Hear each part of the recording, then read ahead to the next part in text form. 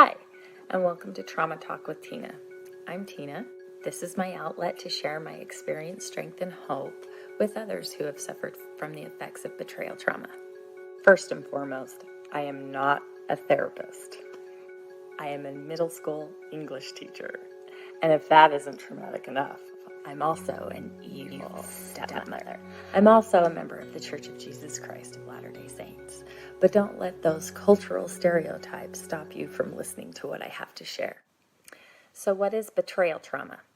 Dr. Jill Manning says it this way: betrayal trauma occurs when someone we depend on for our survival or are significantly attached to violates our trust in a critical way.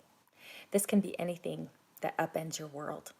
You might receive an email during a family dinner at a restaurant from a strange man that says, "Your husband cheated on you with my wife," in the subject line.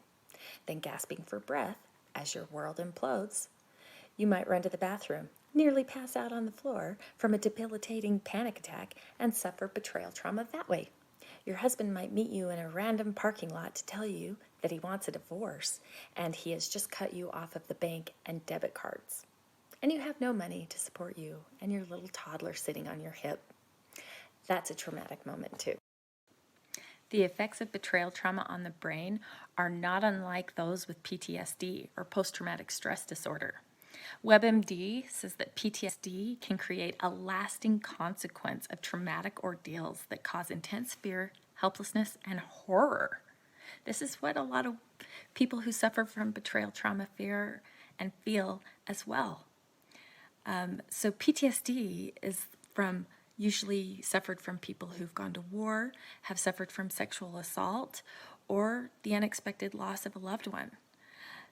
Generally, PTSD is from physical trauma, but betrayal trauma is psychological and emotional. Other examples of betrayal trauma can also include discovering that a spouse has been hiding an addiction for years. People who discover that their significant other has betrayed them realize that what they believe to be true is actually a complete lie, and this shatters the reality that they once knew. This shattering of reality creates fear, no sense of safety in the world that they thought they knew, and forces the brain to activate the limbic system, or the fight or flight area of the brain. Unfortunately, many of us who have been betrayed live in constant fear and in the fight or flight mode of the brain. And we don't know how to turn it off. That's where mental health professionals can help us learn how to calm down and get out of living in the fight or flight mode. It took a close friend to help me understand what was going on in my life. Luckily, her parents run a foundation that also gives help to those who have suffered from betrayal trauma, as well as those who suffer from sex addictions. The foundation's website is sallifeline.org. On sallifeline.org, they have group meetings and resources there to help the addicted and the betrayed. I don't work for SAL Lifeline. I am a moderator for one of their groups. The resources that are found on SAL Lifeline are incredible, comprehensive, and so helpful. What they teach on there are 4 pillars of recovery from betrayal trauma and sex addiction. First, guided education. Second, qualified therapy. Third, spiritual connection through the 12 steps and the use of appropriate boundaries for safety. Guided education means reading books, listening to podcasts or TED Talks, taking online courses, going to therapeutic intensive workshops, or doing whatever you need to do to understand the science behind trauma.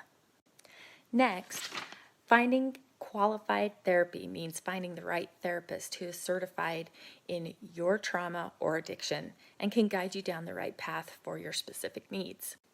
Finding the right therapist is the best way to go. You don't want to spend all your time in talk therapy when you need EMDR. You don't want to send your alcoholic husband to a sex addiction therapist if that's not his problem. And you don't want to go to someone who doesn't understand the betrayed brain. So no one wants to waste money on therapists who really don't understand how addiction and betrayal affects marriages or other intimate relationships. So finding the right therapist is key. Third, find a 12-step group. They're awesome. Some people who are in betrayal trauma don't like 12-step groups. Maybe it's not for everyone, but that doesn't mean it's not wonderful. I have loved going to my group, moderating my group, talking and listening to other women who know exactly what I'm going through. It's priceless and needed, and one of the best ways to feel less isolated and connected in a world where you can feel utterly alone. The 12 steps originated with Alcoholics Anonymous, but they can be and have been applied to numerous groups across the world, like Overeaters Anonymous, Sexaholics Anonymous, Narcotics Anonymous. They use the same 12 steps that have helped alcoholics to recover from the effects of alcoholism. The 12 steps actually teach us to focus on ourselves so that we don't obsess and go crazy trying to change the addict in our life. And as hard as that might be, there's so much freedom in learning that we can't control other people, but we can control ourselves, and focusing on ourselves brings us the greatest serenity. Also, 12-step groups for the betrayed, like Al-Anon and S-Anon, they provide a sponsor. You can find a sponsor, somebody who has felt what you felt, who is dealing with it, what you've dealt with, and can guide you through the 12 steps and help you to manage your life after suffering from betrayal trauma. If there isn't an option for a sponsor in a 12-step program, find another program, because sponsors are great, wonderful life coaches for us to help us go through the 12 steps.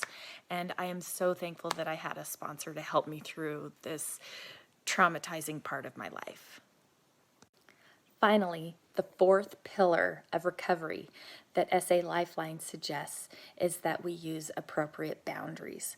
Boundaries aren't used to convince or control or punish the addicted partners. Rather, they're there to help the betrayed from unneeded suffering at the hands of their addicted partner. For the addicted, boundaries help them to find serenity and recovery for themselves.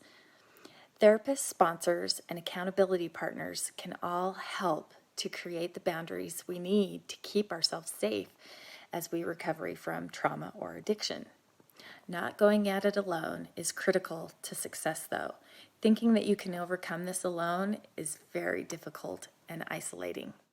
For this channel, I plan to share the resources and experiences that have helped me over the past 20 years as I've suffered from the effects of betrayal trauma. The goal is to bring awareness that the pain and suffering that are the results of addictions by family members are real, but there is help and hope and healing. If you suffer from betrayal trauma, you're not alone. In fact, betrayal trauma is suffered by more people than you probably think possible. So look for more videos in the future and feel free to leave any questions or helpful comments for others down below.